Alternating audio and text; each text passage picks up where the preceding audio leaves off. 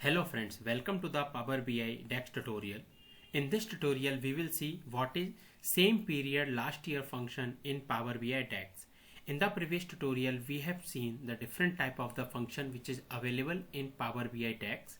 Like we have seen the calculated function as well as we have seen like what is MTD, QTD and YTD. So before proceeding with this tutorial, I recommend you please watch previous tutorial of this series so you will understand it better. So let's understand like what is same period last year function in Power BI DAX. So as the name indicate, like same period last year means it is used to compare the values from like with the current year and with the previous year. Even like here you are looking same period.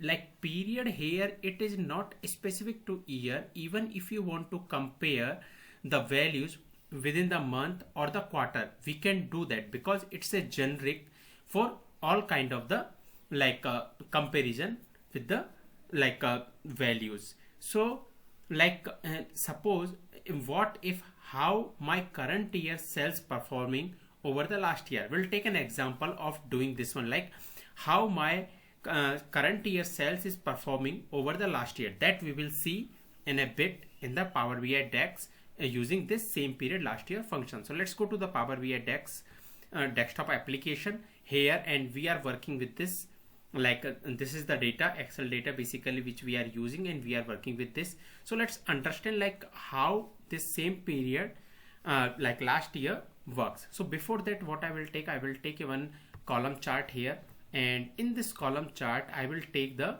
sales amount. So after taking the sales amount, let's with this let's take the like this date column also, and with the date column we can see like it is showing yearly, it is showing the data. Let's increase some formatting. Let's do the formatting and increase the x-axis and the y-axis. So let's increase from here, and after this let's increase the y-axis as well, so we can see all the values properly, and it will be very useful to understand the process. So we can see now here. So here we are looking like for the 2016, this is the sales amount, and 2017 and the 2018. And apart from this, like if we want to give something like data labels, so let's increase the size for the data labels as well. So let's increase the size of the data label, and after let's change the color as well so we will see it properly. So I will take this color, and we can see like for 2016 it is a 1.96 million sales amount, and like for 2017 it is a 2.01, and same for the 2018. So we can see like for these years this is the sales amount. Now what if I want to calculate, or we can say like what if I want to compare this sales amount with the previous years, or with the like I want to compare the sales amount quarterly wise, then how we can calculate that? That we can do using the same period last year function. So for that, let's see like how we can create that function. So go to the modeling, and from here new measure, like we have to create a measure column. Even we can create this measure column when you will click on this data, right click, from there you can select this measure column, give name here.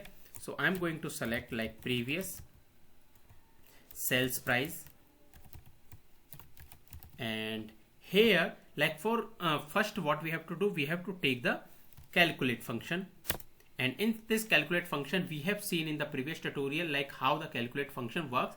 So basically calculated function first take is the expression basically. So what we will take, we will take the sum of the sales amount. So let's select the sales amount here, and after selecting the sales amount, let's take the filters. And what I'm going to take here, I'm going to take the same period last year function, and here it is indicating like it return a set of dates in the current selection from the previous year. So it is used to compare, and here we are looking like same period.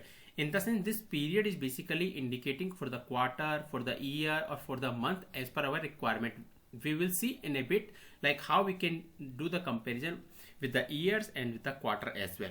So let's select this function, and when we select this function, what argument it is taking? It is taking the date. And what we are going to take? We are going to take the date column and the filter as a date. So once after selecting this one, hit enter. So what it will do, it will create a one column for us called previous sales amount, price. So let's select this one and we'll see the comparison. So once I will select this one here, okay, we have to take it in this.